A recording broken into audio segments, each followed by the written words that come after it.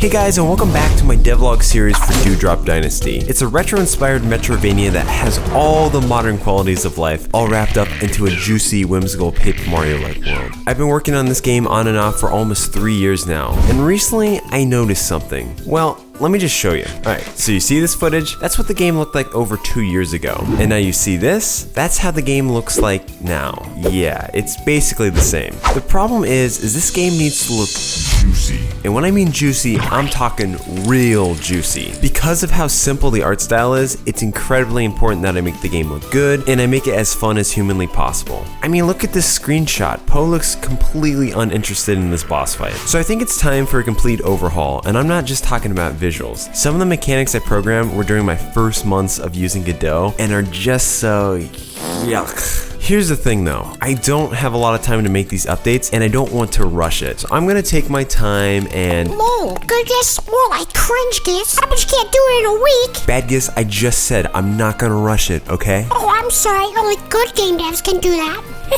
Dude, stop, knock it off.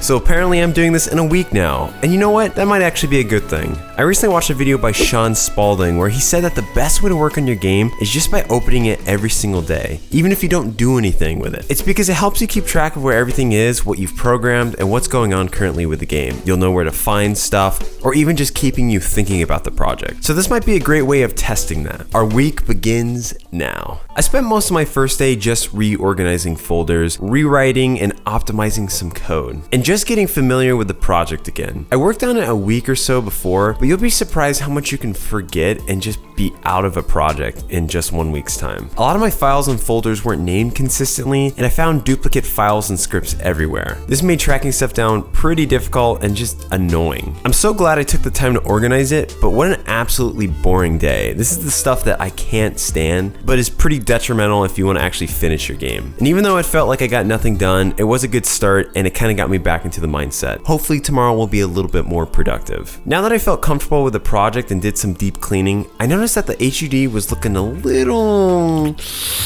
rough. Originally, the HUD used to be a heart system like The Legend of Zelda. I don't know about you, but I think nothing looks more generic than having the 3-heart system. So I thought it'd be cool to replace it with a flower wheel, like in Yoshi's Story. Every time you take damage, you will lose a petal, and you can collect seed upgrades to have more health, or something like that. So after a little bit of playing around, I ended up with this. This sounds kind of morbid, but taking damage feels way better now, if that makes sense. I even added a red vignette and low pass filter on the music when you get hurt so you can feel the impact. I also added some knockback damage and finally added a death animation for the player, which I've been meaning to do for like years. I'm pretty happy with how it turned out, but let me know what you think of it. The next step for me was improving the movement system. Originally, the player was only able to run, jump, crawl, and dash. Now, I don't know if you've played any Metroidvanias recently, but they have tons of abilities. So I felt like it was time for me to finally add some more. The first two that came to my mind was adding a charge shot, one that had a lot of recoil and could even launch you higher up in the air. I also thought about adding a rolling mechanic as well. Yes, I know I just said I already had a dash ability, but I kind of like the idea of being able to roll, then dash in midair. I also noticed that when the player ran out of ammo while in midair, there was no clear indication that their clip was empty. And considering that shooting down is a pretty major mechanic in this game, it was getting annoying and I was missing jumps pretty often.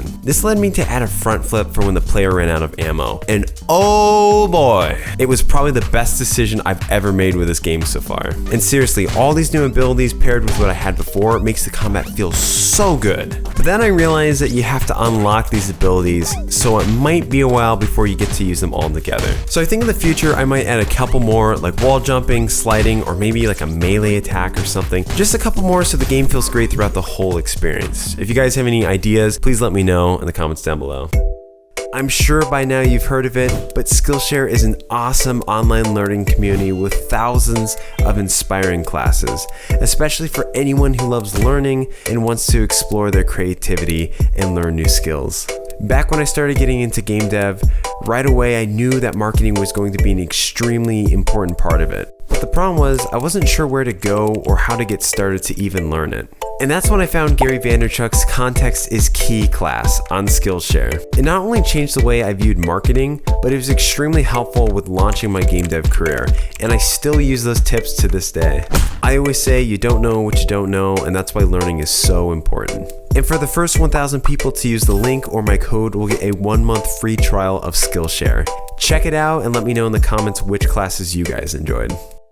Okay, with the updated movement and abilities, you think I'm all set, right? Well, I actually ran into a pretty big issue. All the rooms I previously built out were now way too cramped for the player. And if I'm being honest, this was a problem for a while, but I just was too lazy to fix it. But with a new and improved movement, I have to fix it out. You see, the way my camera system was built before was I had these big rooms for each location, with these pre-sized zones that made up the individual rooms. When the player would walk from one zone to another, the camera would lock itself to that new zone, basically like how a top-down Zelda game would do it. The problem with this method was that the zones were pre-built and I couldn't easily resize them. That meant if I wanted every single room to be a slightly different size, I would have to actually create a zone size with code for each and every room. It was a nightmare. The whole reason I created the system in the first place is so I could quickly build out areas. But because all the rooms were basically the same size, they were feeling cramped and repetitive, and it just wasn't good. It didn't feel like a Metroidvania game. Anyways, I spent the day reworking the camera system. Now each room has its own layout, and I added some room triggers to take you to the next room. No, I can't see what all the rooms look like all together next to each other, but this is just an easier system. If I want to add triggers or bosses, it's not going to affect the whole layout. I also made some code so the camera would lock itself to the tileset size, so I can literally make the room whatever size I want it. It's amazing. Lastly, I zoomed out the camera some, that way the player has more room to jump around without them bonking their head every 2 seconds. And honestly, I'm surprised I didn't do this sooner. I have a question for you. What is a Metroidvania in a nutshell? Well, it's a collection of locks and keys. Now, this doesn't have to be an actual lock and key. It could also be abilities like wall jumping that lets you reach to a new location. But then I thought about it and realized, why not add some actual locks and keys? So I did. I made a key, and then I add some juiciness. I made a door, and I add some more juiciness. What about some trapped rooms like in The Legend of Zelda, when you walk in, the door shuts, and you have to kill the enemies to get a key? Boom, I made that too. You see, this is around the time where I decided it would be beneficial to play some other Metroidvanias. I know, groundbreaking, right? So I picked up Yoku's Island Express and Haiku the Robot. And wow, it's amazing how actually having an understanding of the genre makes it easier to work on the game. One thing I was really interested by was money. I know, big shocker there, right? Specifically how Haiku and Yoku's Island Express use money as another collectible to expand the gameplay and the world. So I added my very own currency called droplets. They're a special magical water droplet that are super valuable in the world of Dewdrop. You can collect them by fighting enemies, or you can find chests scattered throughout the world. This is gonna have a much bigger role later on, but I'm just gonna keep that a secret for now. So that's it. That's all the changes that were made in 1 week, right? Well, except for the new desert location, gacha machines, and new badge system, this guy, the public demo that we're working on for the Steam Next Fest in October, and a huge announcement about the game that you'll hear in the coming months. But you didn't hear any of that from me. Badgis, I just want to thank you for the challenge. No way,